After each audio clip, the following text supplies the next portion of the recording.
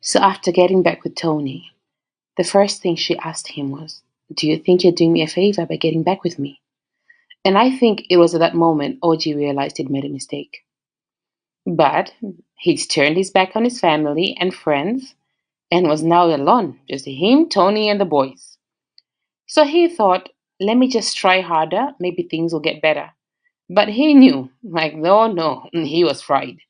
So the whole cycle started all over again. The fights escalated. She kept on bringing up his family and why he had to tell her family that she was violent. Because in the middle of all this, Audrey had called her brother and her sister and spoken to them at length, saying this temper is just too much. So now she's like, are you going to go back and tell my family then that we're back together, or are you too embarrassed? She started mocking him and was just argument after argument. So one day, they had an argument about playing basketball. She said, you will not go.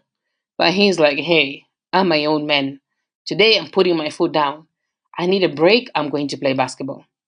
So he went, then ended up getting hurt, broke his ankle. Oh, she was furious. And she started taunting him, saying, my God did this to you.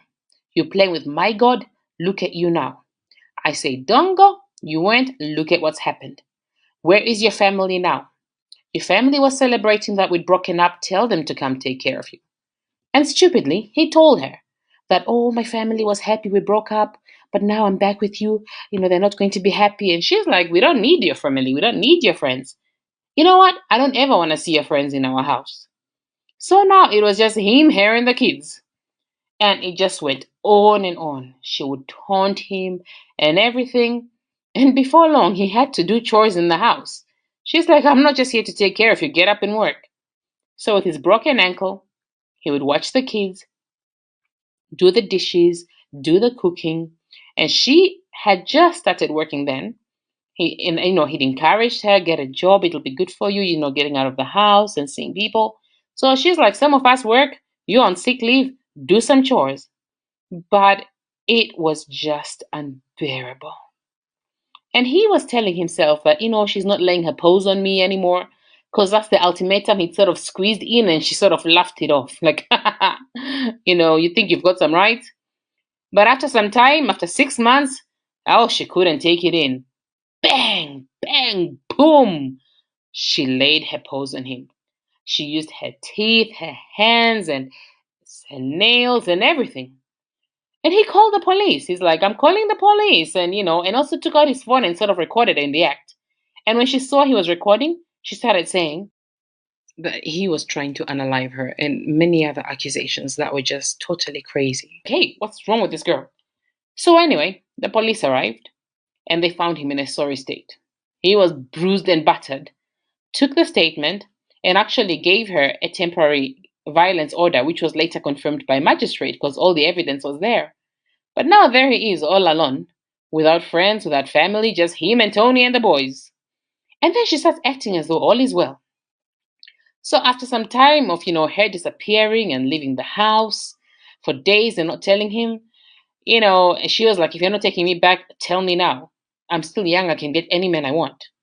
So he sat her down. He's like, this is just crazy. And she's like, you know what? I have something to say to you. Either tell everybody you've been abusing me and hitting me, or I walk out. He's like, why would I want to do that? I've never laid a finger on you. She's like, well, that's my condition. And she pushed, he's like, I'm never going to admit to something I've not done. So he's like, let's just call it quits. So he went to the family court and filed, to the court to just say, our relationship is not working. Just help us sort out the custody thing. He always wanted 50-50. He's like, I'm not going to keep you away from your kids. You love your kids. So let's just go 50-50. When she found out, she was furious and decided to punish him in the worst way possible. The staying out and disappearing was not helping, so she took the kids and she fled with the kids. He thought she was just maybe going out or playing her games, but she ran away and left the kids with the kids and left him alone without any kids. So he's shocked. He's like, where are my kids? And next, he's trying to get the police. Please help me. They're like, technically, she can't kidnap her own kids.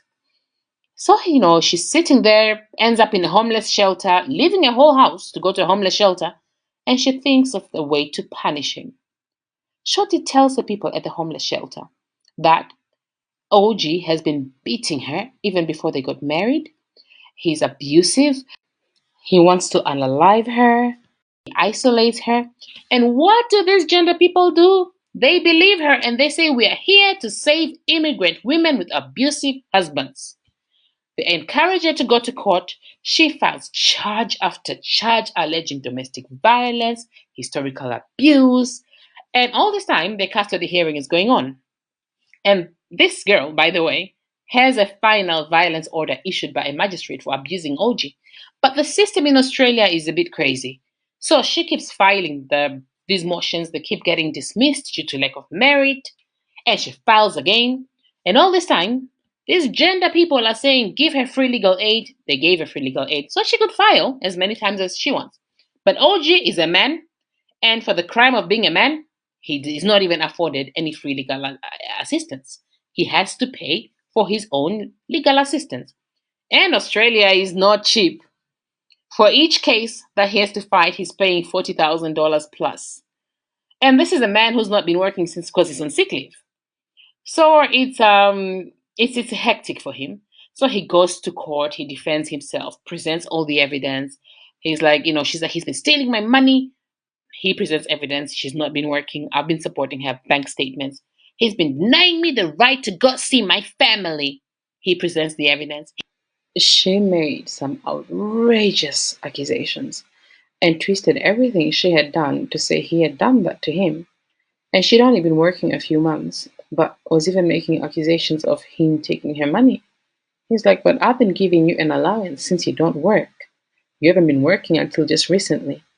It just became ugly, but and all the time she's being encouraged by, the counsel, legal counsel she's been given, the lawyer she's been given. She's the people at the homeless shelter, everybody's like pushing her and saying we need to save this woman. So at the family court, when it now came to time to give evidence, they were like almost going to trial. Suddenly changes her mind. I don't know what the motivation was, but all their subpoenas had revealed that he was actually the victim at this point, so it could have been that. He was ready for trial as he had been collecting a ton of evidence over time because his family had advised him to do so and they felt something was coming, and it was coming. He was exhausted financially, physically, emotionally, and then he starts seeing the kids, the staggered approach slowly. And she starts being nice, whenever they exchange kids, wearing the clothes he used to like, clothes he bought her. And lo and behold, she goes and says, I really still love you. This is like almost a year later. Let's get back together. He's like, no. Mind you, she'd gone to her family all this time also and lied whatever she was doing to OG, filing the frivolous cases, and alleged that he was doing that. And lied that he didn't want to see her to see her kids, and he just wanted to take the kids away for the sake of it. He was refusing 50-50, and all sorts of lies. So in the end, he's like, you know what? I care for you and the kids, but we are never ever getting back together. Like Taylor Swift said. Well, he didn't use the Taylor Swift, but you get my point. Oh, she was furious. Before long, she turned back into the usual Tony, cursing and shouting. And right now, they are not back together. We'll never get back together. But she has her moments. Sometimes she'll call him an ugly monster in and out whenever he refuses something she wants. Sometimes she's agreeable. But to the whole world, she's still wearing this I'm a victim. You know, I was abused. And the gender justice champions, guess what they did in Australia? They gave her free house, stroke apartment, free car, money to start her off. She got away with all this and continues to verbally and emotionally abuse OG. But I guess right now he's free of her. She can do what she wants.